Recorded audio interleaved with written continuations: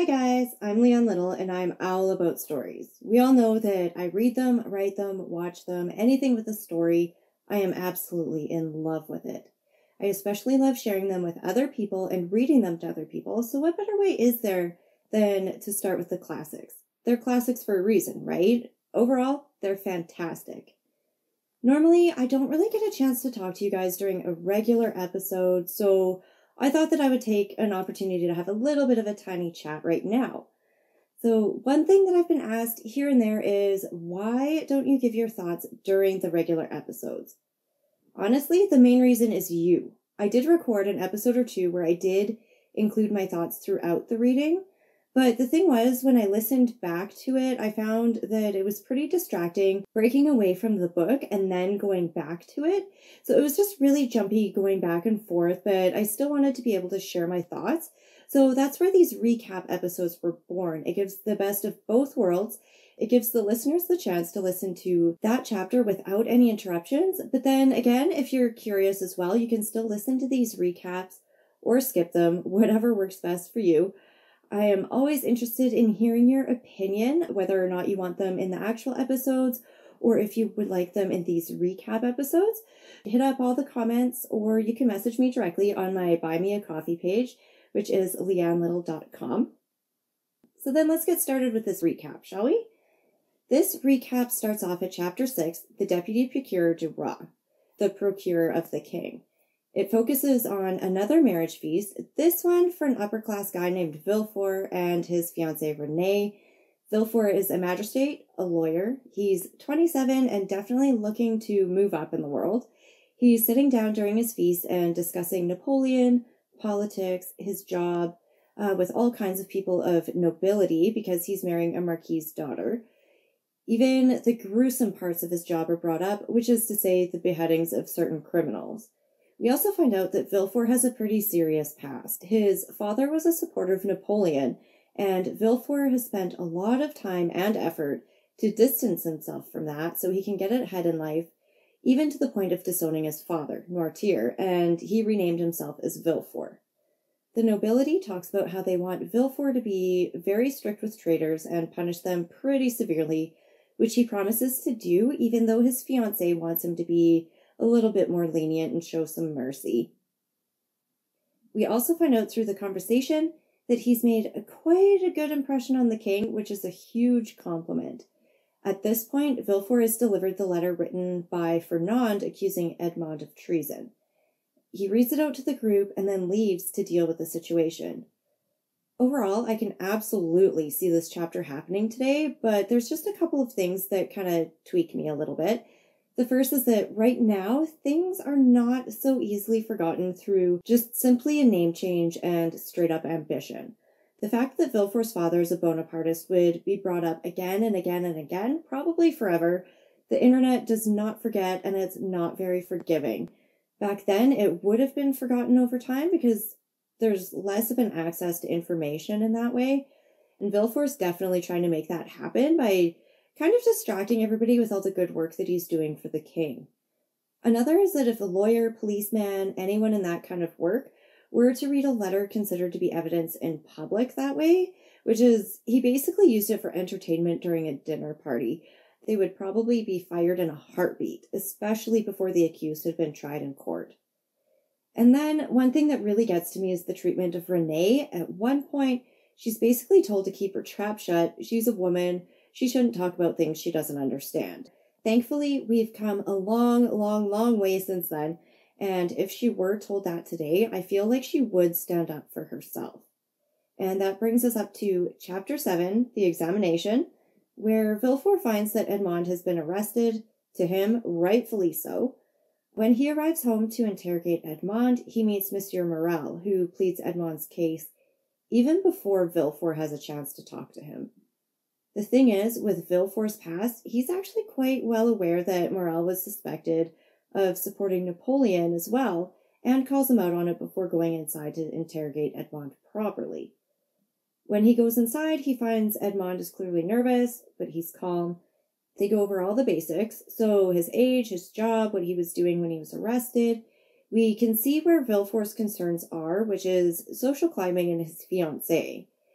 Then they get into the nitty-gritty of the issue and start discussing the possibility of Edmond having enemies, as well as his promotion. He lets Edmond read the letter, and Edmond tells the story of stopping at Elba. Villefort ends up taking him at his word that Edmond doesn't know anything about the contents of the letter and tells him to hand it over, and then Edmond can go. The downside here is that Villefort finds out who the package is addressed to. Turns out it's his own dad.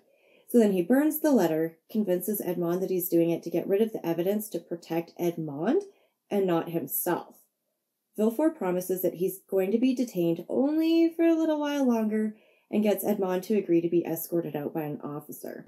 Villefort admits to himself that he's going to use the situation to his advantage, and that's pretty much where we leave off. There are so many points that I could make about why this chapter would never happen right now. The first one being the interrogation itself.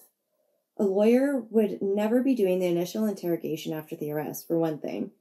Another is that it would have been recorded, likely both in audio and video. It would have recorded the entire interaction, including Villefort's change of heart, his physical reaction that he had to finding out who the letter was addressed to, and his own part in the conspiracy against Edmond. It would have caught all of it. Next comes the burning of the letter. I don't think interrogators would bring the original letter into the interrogation room. I think they would probably be more likely to bring in a copy, so burning it wouldn't actually do any good at all for Villefort. Something else that gets to me a little bit is that for something like treason, I feel like that would be a team effort on the part of authorities. To me, Villefort would not have been working alone. Keep in mind, though, I am in no way law enforcement, so I really don't know for sure. It's just my thoughts on it. But I don't think Villefort could have done this without being caught and getting arrested himself. Chapter 8, the Chateau d'If, sees Edmond being transported to jail. Given the deal that he's made with Villefort, Edmond goes willingly without making a fuss. Initially, he's put in a holding cell, but then he's collected by gendarmes and escorted to a carriage and brought to the docks surrounded by guards. He's nervous, but again, he has faith in Villefort, so he doesn't do anything because, Villefort made him so many promises. So he trusts in that, and he figures that Villefort is going to follow through. They get on a small boat and start making their way to the Chateau d'If. Edmond doesn't realize where they're heading, and it's only when they pass the Catalans and Mercedes' house that he starts really getting upset. He asks now and then where they're going, but the guards say nothing. They're not allowed. But they do cave when they're basically past the point of no return. Edmond freaks out. I mean, who wouldn't? He's basically going to Alcatraz. Of course you would freak out. He yells about Villefort's promises, which the guards know absolutely nothing about. He yells, tries to get away, but it's absolutely no use. They have him at gunpoint. They get to the chateau and he's brought to his cell. It has a straw bed, some bread, and some water to eat and drink. No light. Edmond's in shock, and again, who wouldn't be? He's in the Chateau d'If, and he spends the entire rest of the night standing right where the prison guard left him. Edmond asks again and again in the morning to see the governor, and he's denied. Edmond is told it's against the rules to even ask to see the governor, but he is allowed to ask for a few other things like better food, books, exercise time, all if he has the money to pay for it.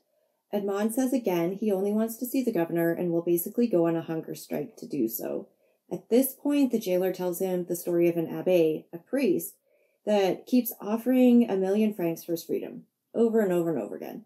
They ended up transferring him down to the dungeon. Edmond says he's not mad, he's not like the abbé, and he wants the jailer to at least tell Mercedes where he is, and he's rejected again. And then he threatens to brain the jailer with a stool. At this point, the guards had enough, and he moves Edmond down to the dungeon as well. So this one, mostly my considerations for why it wouldn't happen today is the treatment that Edmond receives. Nowadays, he would have light, he would have better food. I don't know the justice system very well, but I don't think that he would initially end up in solitary. He would likely be able to bring his concerns up the line. He might not be able to meet with the governor, but he would at least be able to send word up that he wants to speak with him. I don't think his communication would be cut off that drastically. I think he would be able to bring up his concerns. And another thing now is, jails now don't actually have dungeons. We do have solitary confinement.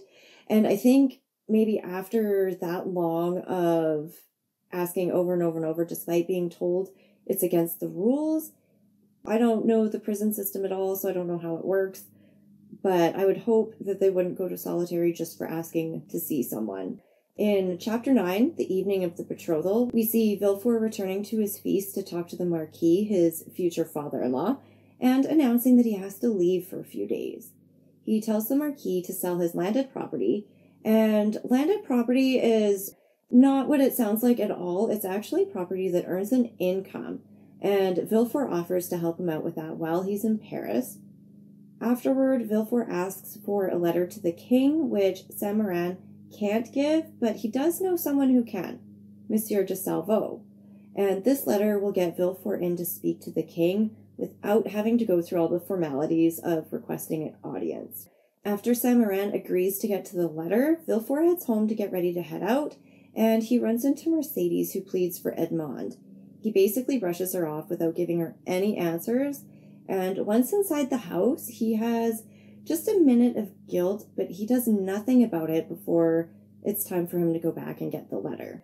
So from now until the end of the chapter, the point of view switches between a variety of people that we haven't seen in a little bit.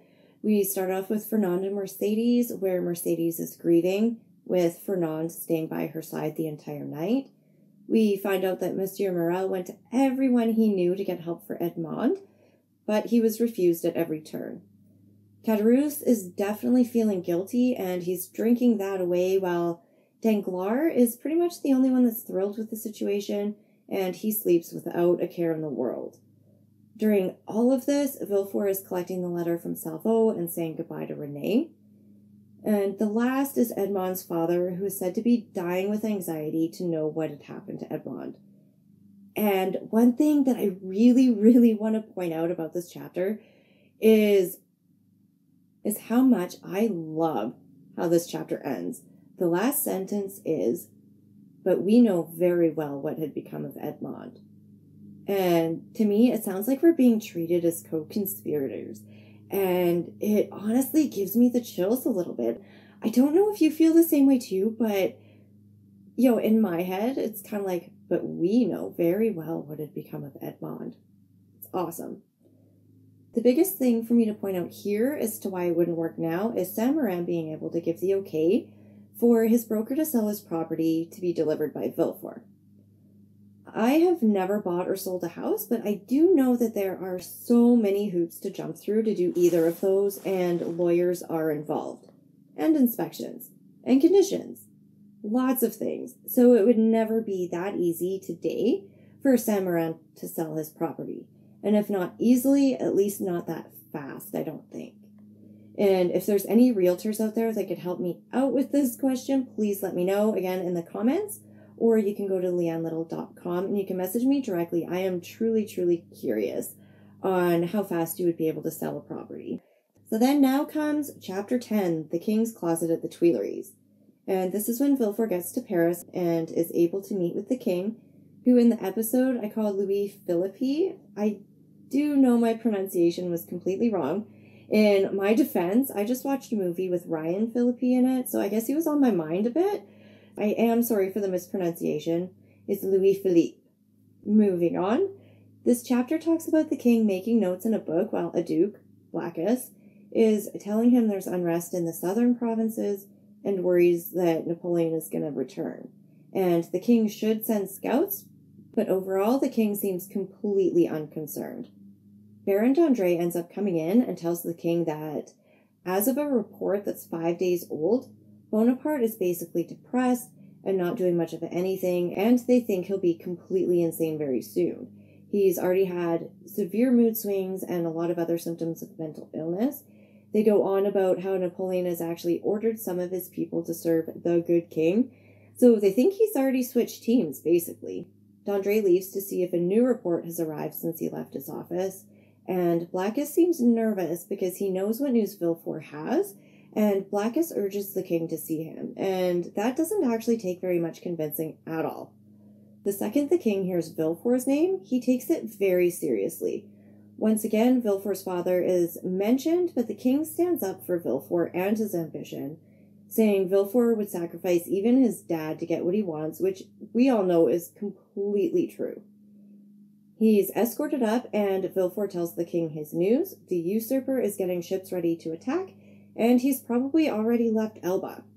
When he's questioned about where he got this information, Villefort embellishes the story, saying he suspected Edmond of Bonapartism for a while, and that Edmond had been given an oral message to give to a Bonapartist in Paris. When the king asks if he thinks it's serious, well, Villefort states, well, yeah, I left my engagement dinner for it. Of course I think it's serious. The king says that it would actually be hard to execute a conspiracy, not really believing it, but then D'Andre comes back and he's looking like he's going to pass out. And this is where the chapter ends. And again, it's mostly just communication issues that wouldn't be likely to happen now. For one thing, would Villefort even have to go to Paris now? Probably not. I think Salvo would have gotten Villefort to the point where a video call would have worked just fine. Also, there's the issue of the report being so old, like 5 days old. Clearly, even then, 5 days was a lot of time. A lot of things can change in 5 days, just as it can now. And there is the possibility that intelligence could be delayed nowadays, but in the internet age, I really don't see a 5 days delay happening. That is it for this recap. I hope you enjoyed it. If you like what you hear, hit up all those like, follow, subscribe buttons, and please don't be shy. Leave any comments you would like, or head over to leanlittle.com to message me directly, especially if you have other reasons I haven't mentioned as to why the Count of Monte Cristo would never happen nowadays. I hope you have an amazing day, and remember, it's all about the story.